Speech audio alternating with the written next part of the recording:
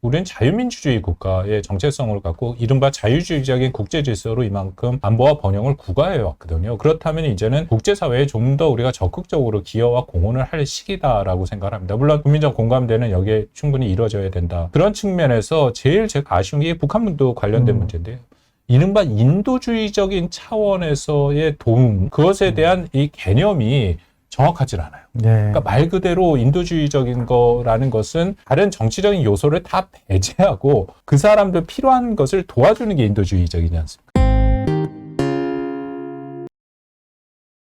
저는 한미 동맹에 미치는 영향이 한 2개 정도라고 생각을 합니다. 우리한테는. 첫 번째는 이것은 동맹의 역할과 책임, 비용을 미국도 어느 정도 기대한다라는 거죠. 미국이 예전같이 동맹, 그러니까 미국 편에 쓰기만 하면 안보와 경제의 공공재를 무상으로 제공해주던 시기는 지났다. 그러니까 미국이 그럴 만한 능력과 의지를 다 상실했거든요. 미국 내에서 이른바 사회적 합의라는 게 있습니다. 그러니까 미국의 중산층, 아메리칸 드림이라고 하는 미국의 꿈을 중산층들에게 제공해 주는 대신에 미국이 세계 문제에 적극적으로 개입할 수 있는 이른바 사회적인 합의가 있었는데 이게 2008년의 기점으로 사실상 깨지는 모습. 근데 그 틈을 타고 이제 트럼프가 등장을 한 모습이 있거든요. 그렇다면은 동맹국한테 앞으로 더 많은 것을 기대하는 것은 어쩔 수 없는 상황이다. 그럼 우리도 이제는 계속 한미 관계를 우리 신 박사 우리 계속 얘기를 하고 또 비용 분담 얘기를 할 때 이중적인 태도가 분명히 있죠. 우리가 어떻게 보면은 최소의 비용만 지불하고 최대의 효과를 가져오겠다. 이제 그럴 수는 없다라는 겁니다. 우리가 세계 10위권의 경제력과 6위권의 군사력을 가졌으면 자유민주주의라는 정체성을 우리가 또 갖고 있지 않습니까? 그렇다면 보다 적극적으로 미국과 함께 이 비용을 부담해 나가야 된다라는 게 첫 번째고요. 네. 두 번째는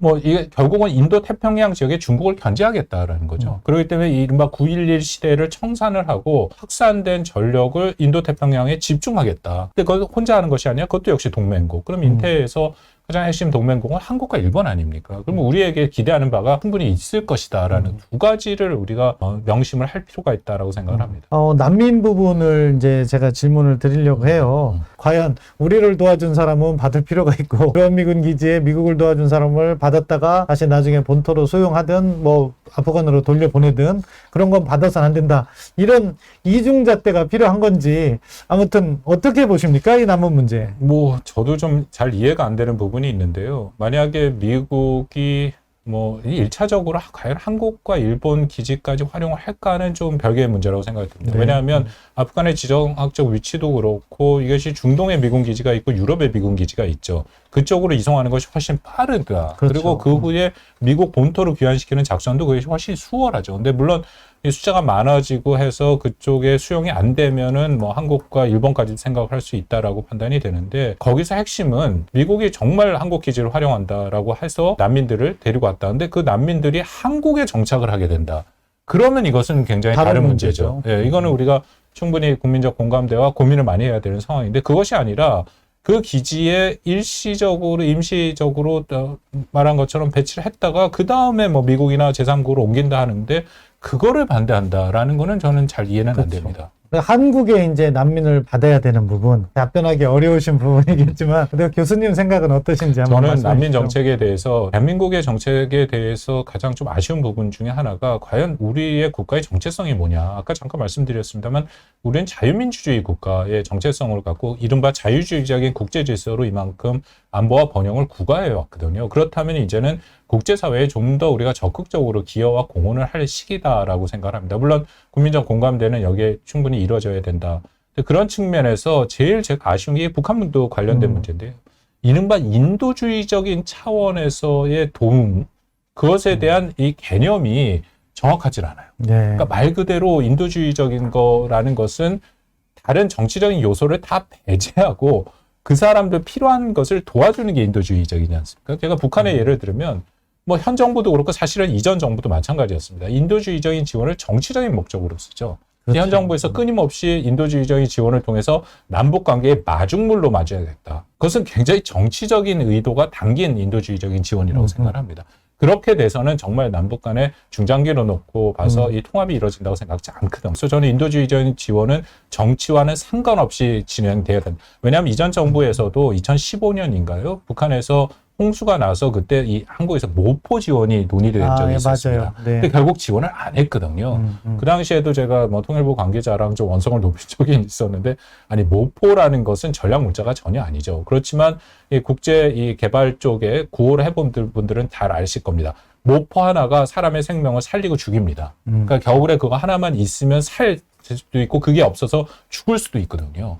그리고 그때 우리가 고민을 했던 게 모포가 영유아식이었어요. 근데 그것도 결국 지원을 못 했거든요.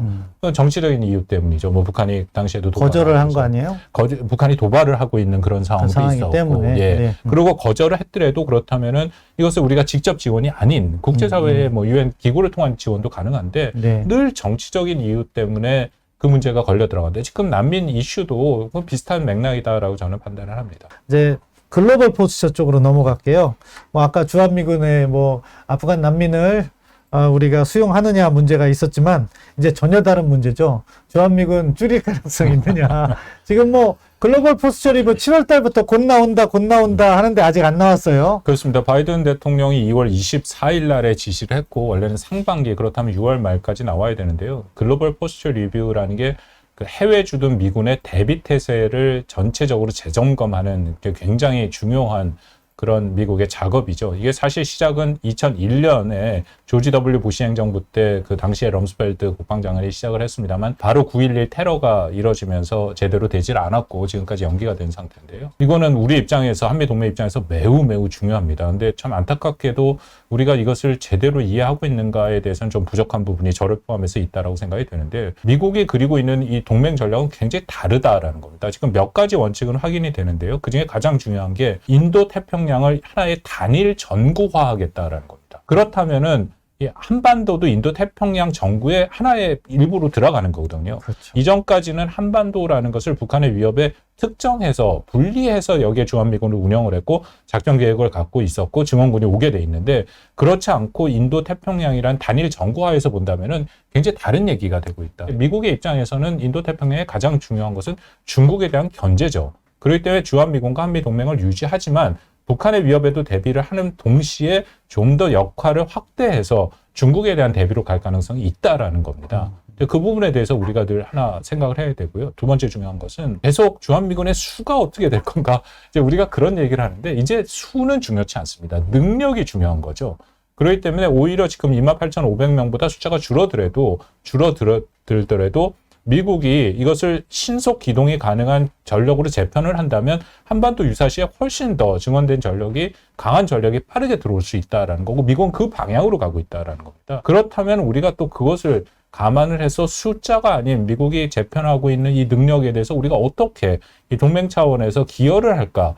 이제 그리고 동맹 차원에서 거기에 어떻게 맞춰 나갈까에 대한 고민이 있어야 되는데 그런 부분도 고민이 보이진 않아요. 예, 사실 한 차원 높은 고민을 한다면 방금 전에 박원곤 교수님께서 말씀해 주신 것처럼 주한미군의 수보다는 어떠한 능력이 한반도에 전개될 것이며 그것으로부터 우리가 충분하게 북한의 위협을 억제할 수 있느냐 이런 부분에 초점을 맞춰줘야 되는데 그럼에도 불구하고 국내 정치적으로는 이 수라는 것을 또 무시할 수 없기 때문에 앞으로 계속 논쟁거리가 될 것 같아요. 한 가지 제가 예. 꼭 드리고 싶은 말씀이 지금 전작권 전환을 얘기하고 연합훈련을 얘기하는데 그것도 사실은 굉장히 좀 초점이 전 잘못 맞춰졌다고 생각을 합니다. 우리가 지금 갖고 있는 작전계획 5015라는 것은 한반도에 전쟁이 발생했을 때 미국 증원군 67만이 들어오게 돼 있거든요. 그렇지만 미국이 그런 식으로 전쟁을 안 한 지는 30년 됐습니다.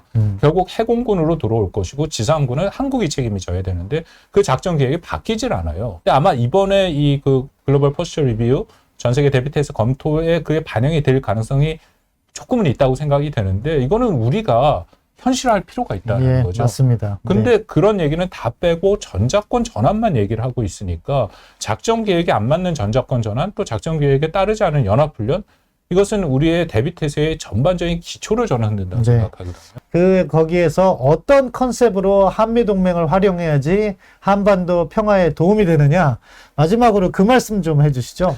동맹은 수단이죠. 수단이다. 예, 그렇기 때문에 우리한테 가장 중요한 것은 우리가 어떤 대전략을 갖느냐가 매우 중요합니다. 안타깝게도 한국에 특히 현재 문재인 정부에서는 대전략이 보이질 않습니다.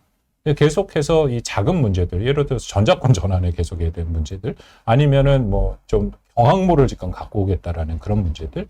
그런 것들도 좀 저는 중요하고 필요하다고 생각하는데, 큰 틀에서 우리가 앞으로 어떻게 전략을 가져갈 것인가가 먼저 정해진 후에 그것을 통해서 동맹이 필요하겠죠, 당연히. 그러면 동맹을 어떻게 발전할 것인가라는 그림도 그려진 후에 거기에 하부 요소로서 전자권 전환이 필요한가, 앞으로 한미의 연합주의 체제는 어떻게 갈 것인가, 거기에 적절한 우리 무기 체계로 경항모가 필요한가, 그런 논의가 이루어져야 되는데 위에 논의는 없이 밑에 논의만 이루어지고 있어요.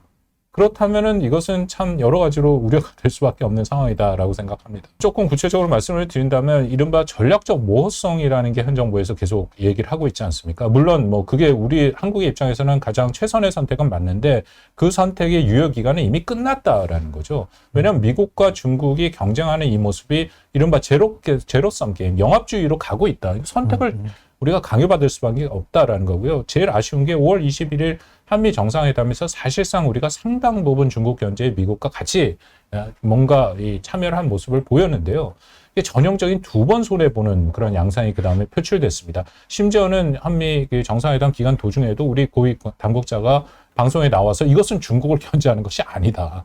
그랬더니 그 다음날 우리 한 주중대사가 중국을 사석에서 얘기를 했다고 하는데 중국을 바보로 아느냐라는 얘기가 나올 정도로. 근데 계속해서 그 다음부터는 중국을 견제하지 않는다라는 얘기가 나오거든요. 그거는 전형적인 두 번 손해보는 거죠. 그렇다면 미국 입장에서는 아니, 한국이 이런 합의를 해놓고 왜 또 이렇게 얘기를 하느냐.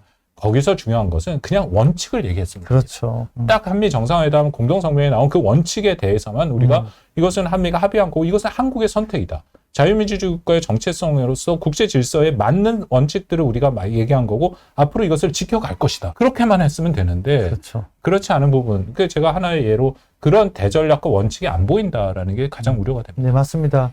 그렇기 때문에 상대에서는 한국을 흔들면 흔들 수 있는 나라로 인식하는 거죠. 그러니까 중국은 한국을 더 압박하게 되는 것이고, 당장 좀 불편하더라도 우리가 필요한 원칙을 만들고 일관되게 지켜나갈 수 있는 힘, 그게 정말 우리에게 필요한 것이 아닌가 싶고요.